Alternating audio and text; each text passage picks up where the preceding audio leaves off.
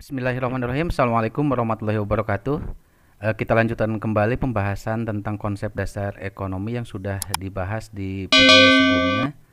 Kita sekarang akan membahas tentang kurva batas kemungkinan produksi atau Production Possibility Curve atau frontier.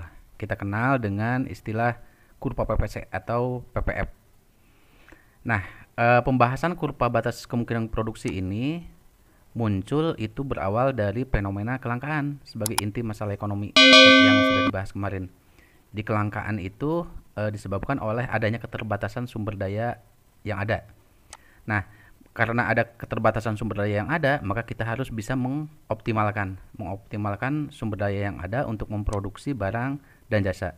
Dan pada pembahasan kali ini kita akan asumsikan memproduksi dua jenis barang. Nah, kemungkinan-kemungkinannya nanti akan muncul dalam pembahasan batas kemungkinan produksi atau dikenal dengan production possibility curve atau frontier ini. Jadi kita dihadapkan pada pilihan apakah memproduksi barang A dan barang B. Nah, kombinasinya seperti apa? Sehingga diperoleh titik yang optimal, titik yang efisien seperti itu. Nah, di sinilah ada pembahasan tentang kurva batas kemungkinan produksi atau production possibility curve atau frontier. Ini berawal dari adanya situasi kelangkaan karena ada keterbatasan sumber daya, sehingga kita harus bisa memilih bagaimana caranya mengoptimalkan sumber daya yang ada sehingga kita bisa membuat kombinasi produksi untuk memproduksi dua jenis barang seperti itu. Nah, production possibility curve ini merupakan kurva yang menunjukkan kombinasi dalam memproduksi dua jenis barang dengan input produksi yang dimiliki yang diasumsikan tetap. Jadi, sumber daya yang adanya dianggap tetap. Input produksi ini bisa berupa modal dan tenaga kerja atau input faktor produksi yang lainnya. Tapi biasanya diilustrasikan dengan kapital, modal, dan labor atau tenaga kerja. Jadi input produksinya dianggap tetap seperti itu. Nah, sekarang kita langsung saja ke pembahasan materinya. Nah, diilustrasikan nih Honda nih, perusahaan Honda, perusahaan besar, perusahaan otomotif besar yang sudah kita kenal dengan sumber daya yang dimiliki menghadapi pilihan memproduksi motor dan mobil. Katakanlah dia dihadapkan pada situasi memproduksi motor dan mobil dengan sumber daya yang dimilikinya. Nah, dengan sumber daya yang dimilikinya, yang kita anggap dalam situasi yang tetap, input produksinya, katakanlah labornya atau katakanlah modalnya dianggap tetap sumber dayanya. Honda menghadapi berbagai kemungkinan pilihan produksi. Motor berapa jumlahnya, mobil berapa jumlahnya, sehingga sumber daya yang ada itu efisien digunakan untuk kegiatan produksi. Jadi situasinya seperti itu. Jadi kurva batas kemungkinan produksi ini menunjukkan kita memilih kita memproduksi motor berapa dan mobil berapa disesuaikan dengan sumber daya yang dimiliki. Nah, kurva ini bentuknya kita akan coba bahas. Di sini ada mobil dan motor yang kemungkinan kita akan produksi. Nah, yang dimaksud dengan production possibility curve ini bentuk kurvanya seperti ini. Jadi titik-titik yang ada di sini menunjukkan kombinasi memproduksi barang mobil dan barang motor. Nah, seperti itu. Dimana jika ada di daerah kurva ini menunjukkan bahwa penggunaan sumber daya yang dimiliki itu sudah optimal. Seperti itu. Nah, kita ilustrasikan bagaimana kalau ada di titik ini. Di titik A katakanlah. Jadi memproduksi 100 mobil dengan sumber daya yang ada. Jika sumber daya yang dimilikinya digunakan untuk memproduksi 100 buah mobil, itu artinya memproduksi motornya 0. Artinya sumber daya yang dimilikinya difokuskan digunakan semuanya untuk memproduksi mobil. Ini titik A. Nah, ini nih, titik A ini memproduksi 100 mobil dan motornya 0, tidak memproduksi 0. Artinya sumber dayanya full untuk mobil semuanya. Nah, bagaimana kalau di titik B di sini? Nah, kalau di titik B itu seluruh sumber daya nih, seluruh sumber daya itu memproduksi 1.500 unit motor. Jadi kalau sumber daya dari perusahaan Honda ini digunakan semuanya untuk memproduksi motor, maka akan menghasilkan 1.500 motor. Konsekuensinya mobilnya berarti nol, tidak memproduksi mobil. Tapi apakah mungkin sampai se ekstrim itu? Kalau sampai ada titik ekstrim berarti ini pilihannya menganggap bahwa salah satu produk ini sudah tidak menguntungkan, maka fokus ke satu jenis produk saja. Katakanlah Honda ingin memproduksi mobil saja, motornya pabrik motor ditutup semuanya. Nah, bisa seperti itu. Tapi yang dihadapi adalah ingin menggunakan seluruh sumber dayanya memproduksi motor dan mobil seperti itu. Nah, maka nanti kita ilustrasikan nih titik-titiknya, titik-titik kombinasi yang mungkin bisa diambil oleh Honda sebagai batas kemungkinan produksinya yang paling optimal. Ya, misal di titik C di sini. Diilustrasikan ada di titik C. Nah, titik C ini katakanlah memproduksi 80 unit mobil dan memproduksi 700 unit motor. Jadi sumber daya yang adanya dibagi untuk memproduksi mobil dan untuk memproduksi motor dengan jumlah mobilnya 80 unit dan motornya 700 unit. Ini adalah titik optimal. Titik boleh dikatakan titik yang efisien penggunaan sumber dayanya. Nah, memproduksi 80 mobil dan 700 motor. Nah, ketika memproduksi mobilnya 80, nih artinya dari titik A ini sumber daya untuk memproduksi mobil dialihkan untuk memproduksi motor. Yang awalnya bisa 1.500 hanya 700. Sumber dayanya dipakai untuk memproduksi bukan. Jadi yang tadinya memproduksi motornya 0 di sini. Nah, sumber daya untuk memproduksi mobilnya dikurangi dan dialihkan ke memproduksi motor menjadi 700 di sini. Seperti itu. Jadi titik C ini memproduksi 80 mobil dan 700 motor. Nah, bagaimana kalau titiknya berubah menjadi di titik D? Ini pun bisa dikatakan optimal, di titik efisien. Nah, titik D ini berarti kurang dari 80 mobilnya, katakanlah di titik 50 unit dan membuat motornya 1.200. Jadi di titik D ini memproduksi 50 mobil dan 1.200. Coba kita analisis. Pada titik D sebelumnya di titik C memproduksi 700 mobil. 700 motor. 700 motor. Nah, 700 motor ini ditambah produksinya menjadi 1.200. Bertambah produksi motornya 500 unit.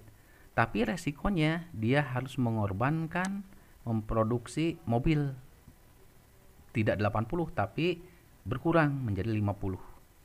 Jadi untuk menambah produksi motor sebanyak penambahannya sampai 500 unit tapi harus mengurangi produksi mobil. Kenapa harus mengurangi? Karena memang sumber dayanya harus dibagi. Sangat terbatas. Kalau ingin menambah produksi motor, maka produksi mobilnya harus dikurangi. Idealnya kan keinginan kita kalau ingin memproduksi motor ya mobilnya juga ditambah lagi. Tapi kan mesti ada penambahan input produksinya, berarti seperti itu.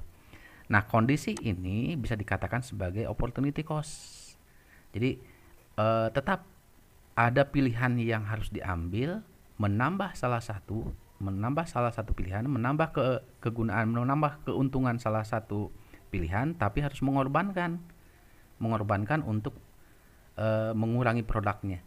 Nah, ini bisa dikatakan bahwa ketika mengambil pilihan dari C ke D, memproduksi jadi 1.200 motor atau bertambah 500, hilang kesempatan untuk memproduksi 30 unit mobil dari 80 menjadi 50. Atau istilah lainnya adalah trade off. Jadi menambah pilihan yang satu akan mengurangi pilihan yang lain, seperti itu. Nah, sekarang kita lihat nih. Bagaimana tadi dijelaskan bahwa titik optimal, titik efisien itu ada di sepanjang kurva PPC ini. Nah, sekarang bagaimana jika titik produksinya berada di luar PPC? Ada di bawah PPC di sini sebelah kiri dan ada di atas PPC. Kemungkinannya bagaimana? Ya, kita ilustrasikan di titik E. Honda ini mencoba untuk memproduksi di titik E. Nah, di titik E ini berarti memproduksi motornya 300 dan memproduksi mobilnya 300 dan mobilnya 50 mobil, 50 unit di sini. Nah, jika yang diambil atau yang dipilihnya adalah titik E, memproduksinya hanya 300 motor dan 50 mobil, maka ini dianggap tidak efisien. Nah, kenapa tidak efisien? Karena ada sumber daya yang tidak dioptimalkan di sini. Ada sumber daya yang nganggur, boleh dikatakan seperti itu. Mestinya nih, jika hanya memproduksi 300 motor, kalau memproduksinya hanya 300 motor, nah memproduksi mobilnya jangan 50. Nah, ada sumber daya yang nganggur, kita optimalkan bisa memproduksi sampai jadi kalau memproduksi 300 motor, nah 300 motor ini ini tidak efisien. Mestinya memproduksinya adalah 1200 mestinya. Jadi kalau ingin memproduksi mobilnya 50 unit nih, memproduksi mobilnya 50 unit pada titik E, mestinya bisa memproduksi sampai 1200 motor. Tapi yang diambil kalau titik E adalah kita memproduksinya hanya 300 unit di sini. Padahal ada sumber daya yang masih bisa memproduksi sampai 1200. Jadi ada 900 kemungkinan kita memproduksi motor yang nganggur sumber dayanya. Karena kita hanya memproduksi 300 unit motor saja. Seperti itu. Nah, atau boleh kita memproduksi motor 300 bisa, tapi memproduksi mobilnya harus 95, jangan 50. Gitu. Kalau 50 berarti ada sumber daya yang nganggur. Nah, yang nganggurnya kalau dioptimalkan nih, itu ada penambahan sampai 45. Jadi yang tidak efisiennya adalah ada sumber daya untuk memproduksi 45 mobil yang tidak digunakan, tidak efisien, seperti itu. Jadi kalau titiknya di luar kurva PPC ini, katakanlah di bawah di sini, akan ada sumber daya yang tidak digunakan. Ada sumber daya yang menganggur, seperti itu. Tidak efisien. Nah, seperti itu. Nah, sekarang bagaimana kalau titiknya ada di luar, di atas? Posisi di luarnya adalah di atas di sini. Katakanlah di titik F. Nah, ketika di titik F berarti memproduksinya 80 mobil dan motornya 1200 unit di sini. Maka kondisi ini bisa dikatakan ini 800 mobil dan 1200 unit ini tidak akan terwujud karena memang keterbatasan sumber daya manusia, keterbatasan input produksinya. Jadi kalau ingin memproduksi 1200 ke 1200 motor, maka titik yang bisa dilakukan adalah memproduksi mobilnya hanya 50. Seperti itu. Jadi ini ada keterbatasan sumber daya. Jadi batas sumber dayanya ada di titik C atau titik D. Seperti itu. Jadi kalau ingin memproduksi 80 mobil, ya motornya ya 700 di sini. Tapi kalau ingin memproduksi 1200, ya mobilnya mestinya hanya 50. Karena memang kalau dipaksakan nggak akan bisa terwujud, seperti itu. Jadi kalau titiknya di atas kurva PPC itu tidak akan terwujud. Tapi kalau titiknya ada di bawah kurva PPC, ini dikatakan tidak efisien, seperti itu. Yang efisien, yang optimal ada di titik-titik di sepanjang kurva PPC. Jadi ilmu ekonomi itu ilmu yang membahas perilaku manusia dalam memilih untuk memenuhi kebutuhan. Nah, memenuhi kebutuhannya dengan mengoptimalkan sumber daya yang ada. Nah, optimalisasi ini dengan ada pembahasan, sehingga ada pembahasan kemungkinan batas produksi atau production possibility curve atau frontier ini. Nah, sekarang bagaimana jika kondisi sumber dayanya berubah? Kalau tadi ada perubahan titik-titik, sekarang bagaimana kalau kondisi sumber dayanya berubah? Katakanlah berubahnya bertambah. Katakanlah input produksinya bertambah.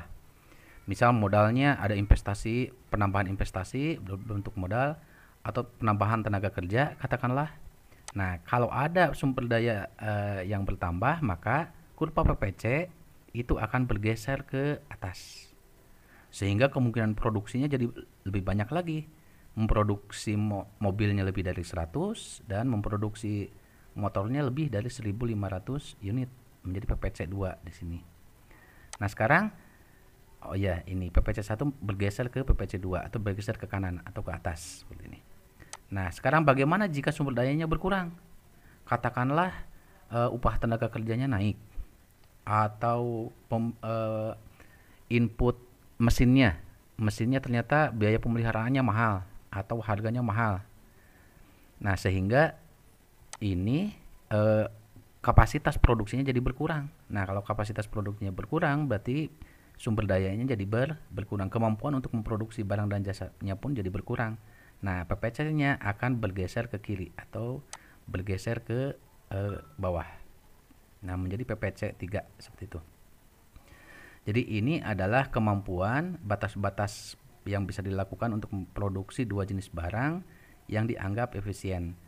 Jika ada penambahan kapasitas sumber daya, maka akan bergeser ke kanan atau ke atas. Kalau sumber dayanya berkurang, berarti nanti akan bergeser ke kiri, sehingga jumlah produksi yang mungkin bisa dibuatnya jadi berkurang, kurang dari 100 dan kurang dari 1.500. Nah, inilah pembahasan tentang kurva PPC, bagaimana menghadapi situasi yang berubah seperti itu. Ya, demikian pembahasan tentang kurva PPC, semoga bermanfaat. Nanti kita lanjutkan kembali materinya. Terima kasih. Assalamualaikum warahmatullahi wabarakatuh.